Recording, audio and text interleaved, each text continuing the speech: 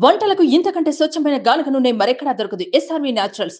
Orders కై screen పై number కి call చేయండి.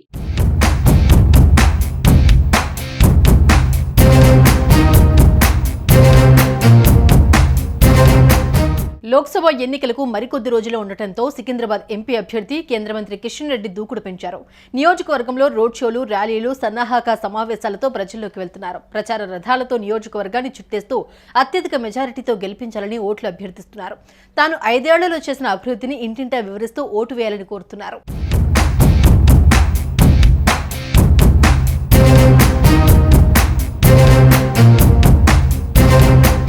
కేంద్రంలో మళ్లీ అధికారంలోకి రావాలని పట్టుదలతో ఉన్న బీజేపీ ఈసారి తెలంగాణలో మెజారిటీ స్థానాలు కైవసం చేసుకోవాలని భావిస్తోంది. బీజేపీ రాష్ట్ర అధ్యక్షుడు, సికింద్రాబాద్ ఎంపీ అభ్యర్థి కిషన్ రెడ్డి ఈ ఎన్నికలను ప్రతిష్టాత్మకంగా తీసుకున్నారు. బీజేపీ అభ్యర్థుల తరపున ప్రచారం చేస్తూనే తన పార్లమెంటు నియోజకవర్గంలోనూ ఎలక్షన్ క్యాంపెయిన్ చేస్తున్నారు. ఇక ఎన్నికల ప్రచారంలో భాగంగా సికింద్రాబాద్ లో కేంద్ర మంత్రి కిషన్ రెడ్డి రోడ్ షో నిర్వహించారు. మాజీ గవర్నర్ తమిళిసై, సినీ నటుడు సాయి కుమార్ ఈ రోడ్ షోలో పాల్గొన్నారు. కిషన్ రెడ్డిని మరోసారి గెలిపించి పార్లమెంటుకు పంపాలన్నారు తమిళిసై. దేశం భద్రంగా ఉండాలి అంటే మరోసారి మోదీని ప్రధానిని చేయాలని కోరారు.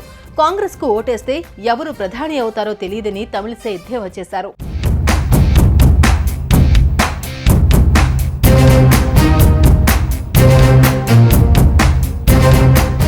రోడ్ షోలో కిషన్ రెడ్డి ప్రసంగం అందరినీ ఆకట్టుకుంది. ఈ నెల 13వ తేదీన జరిగే ఎన్నికల్లో అందరూ ఓటు హక్కు వినియోగించుకోవాలని కిషన్ రెడ్డి కోరారు.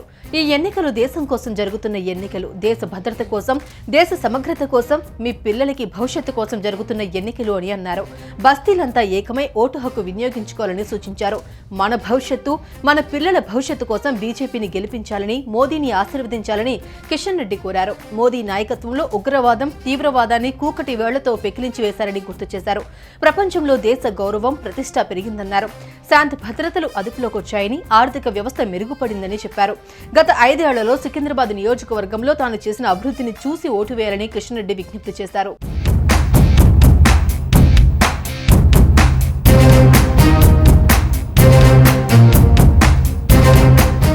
సుమన్ టీవీలో మీ పర్సనల్ అండ్ బిజినెస్ ప్రమోషన్స్ కోసం కింది నెంబర్కి కాంటాక్ట్ చేయండి.